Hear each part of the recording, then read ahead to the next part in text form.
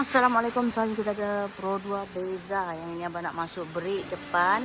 Dia nak ambil set yang plug and play, tak payah pakai bracket set brake yang plug and play, tak payah pakai bracket, single port 11 inci juga. Okey, pak ni yang ni sebelum dia. Ni sebelum nampak kosong nampak kosong, brake tak nampak penuh, brake emergency brake tak padu guys. So kita nak tukar 11 inci single port Pro 2 Beza. Untuk Pro 2 Beza kita ada set brake yang plug and play. Nampak? So yang ni kita buka tayar dulu. Yang ini nak buat apa ni? BM ni nak buat apa? Brembo. Yang ini pun nak pasang brake juga guys. Ni BMW guys. Nak pasang Brembo depan ni guys. Ni. Sebelum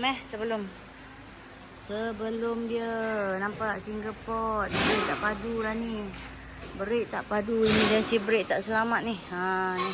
Nak datang pagi-pagi ni boleh datang lagi, petang kan set lagi.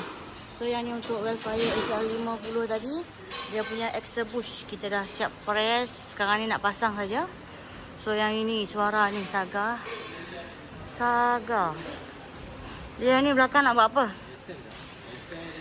Extra bush nak service adjustable depan belakang. Depan nak tukar dia punya lower arm bush Depan nak tukar dia punya lower arm nak service adjustable. Yang ni lower arm kita dah buka. So sekarang kita nak buka dia punya extra. Yang ni semua nak kena turun dengan exhaust ni.